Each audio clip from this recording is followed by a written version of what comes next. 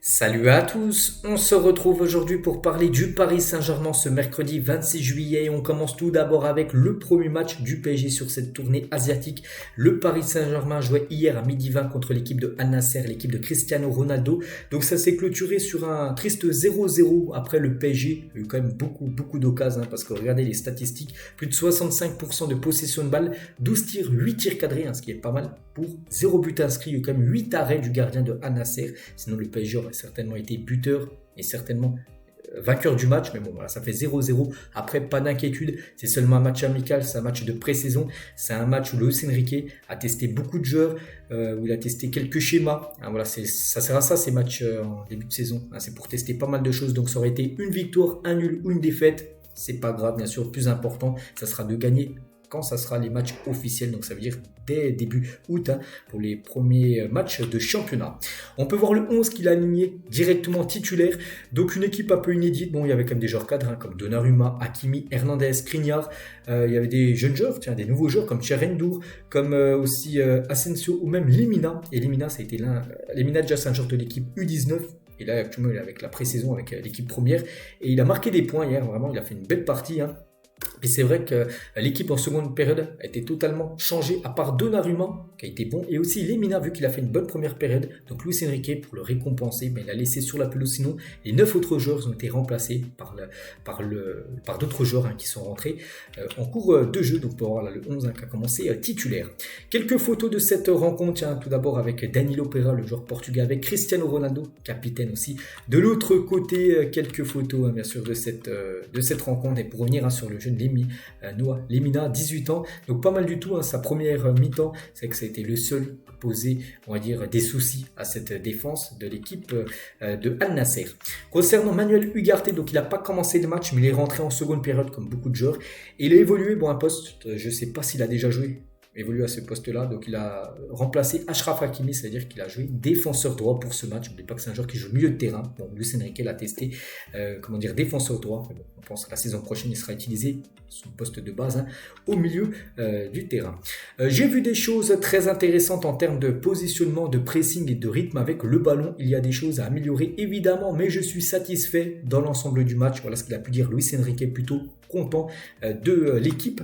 Et toujours avec ce qui se dit du côté du groupe parisien, d'après les journalistes qui suivent le PSG, donc plusieurs sources internes décrivent une ambiance pesante au Japon. La direction souhaite préserver Luis Enrique au maximum et a décidé à date qu'il ne s'exprimerait pas avant la conférence de presse obligatoire avant le premier match de Ligue 1. C'est vrai que normalement il y a des conférences de presse même pour les matchs amicaux, mais pas obligé de les faire. En Ligue 1, il est obligé de faire une conférence de presse avant le match, c'est dans son contrat. N'importe quel match, il est obligé de faire une petite conférence de presse. Donc il s'exprimera la prochaine fois seulement pour cette conférence de presse-là. Il n'y aura pas d'autres conférences de presse prévues avant, bien sûr, celle qui est obligatoire avant la première journée de Ligue 1.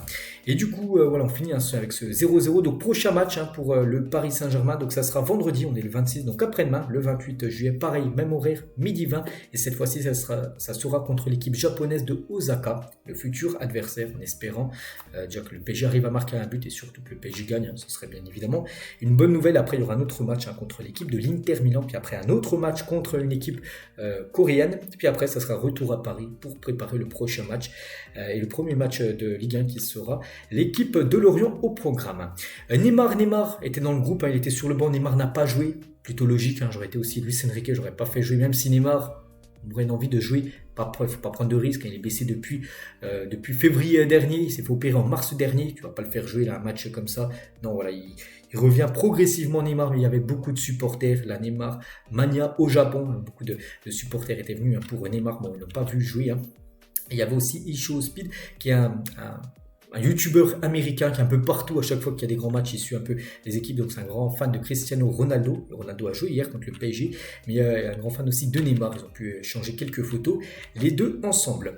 Kang In-lee lui aussi, un peu comme Neymar, pas de risque pris, hein, vu qu'il s'était blessé, on se souvient, lors du dernier match contre l'équipe du Havre. Hein, pourtant, il avait été blessé seulement 4 fois depuis quasiment 4-5 ans en arrière. Puis là, premier match au PSG, 40 minutes déjà blessé, il a une douleur derrière la cuisse. Donc il n'a pas joué, bon, plutôt logique, en espérant qu'il soit, si c'est possible, hein, qu'il soit disponible pour le match contre Osaka après-demain, parce qu'on a bien voulu le voir hein, lors de cette rencontre hier.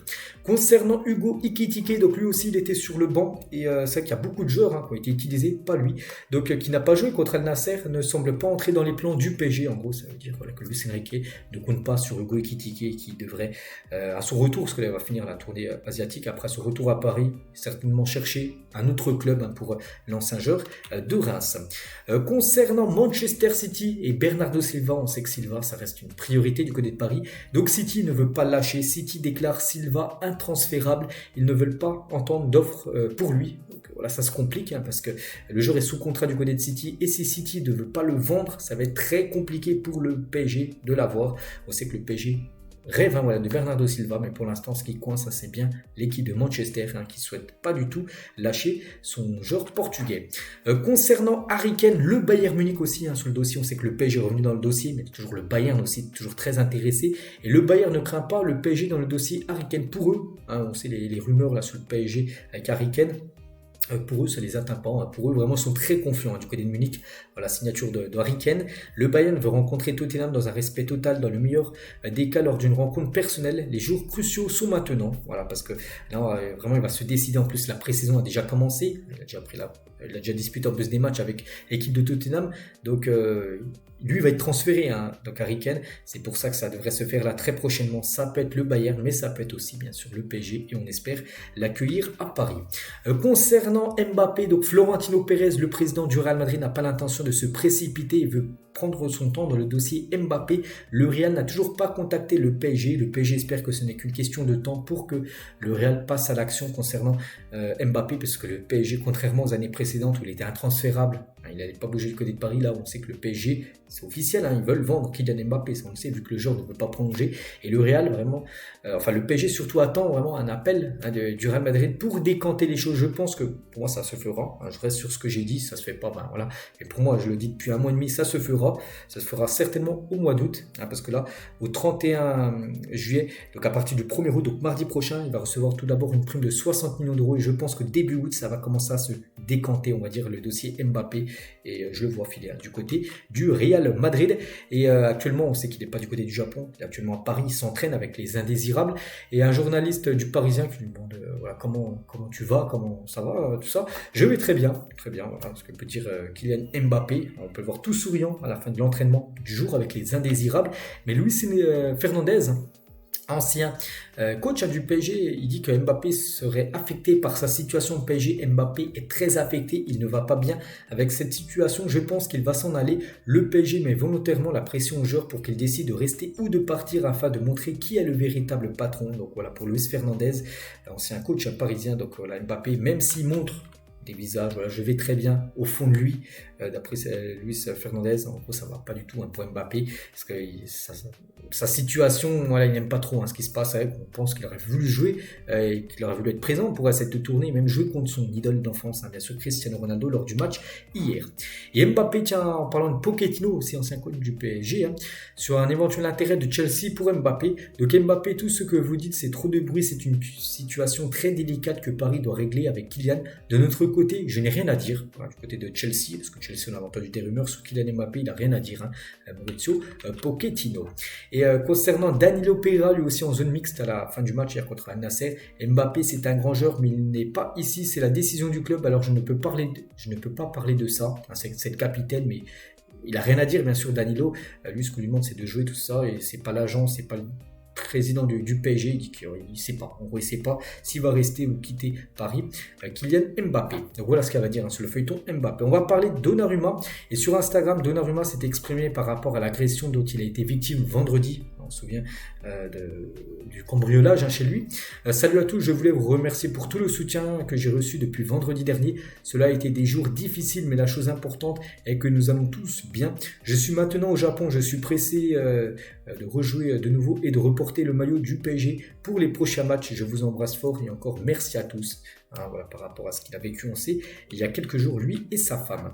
Des nouvelles aussi d'un autre gardien, Sergio Rico, qui pourrait poursuivre sa carrière, c'est une bonne nouvelle, d'après le chef du service de neurologie de l'hôpital de Séville. Il a dit qu'il a subi un grave traumatisme crânio-encéphalique et c'est pourquoi on a dû le plonger longtemps dans le coma. Après ce coma, les patients se remettent généralement de cette situation sans problème à condition qu'il n'y a pas de lésion neurologique, ce qui dans ce cas ne semble pas être le cas. Donc en gros, ça veut dire qu'il pourrait potentiellement revenir, bon peut-être pas maintenant, je pense que ça va prendre plusieurs mois et potentiellement, j'en sais rien, peut-être au mois de janvier prochain, revenir du côté de Paris pour reprendre sa carrière de footballeur, ce qu'on espère. Et on finit les gars cet épisode avec Usain Bolt, l'homme le plus rapide de l'histoire de l'humanité.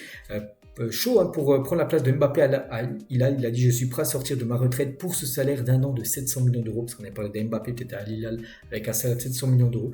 Donc lui serait ok, bien sûr, il pourrait jouer du côté de cette équipe pour ce montant, voilà, jusqu'à va finir.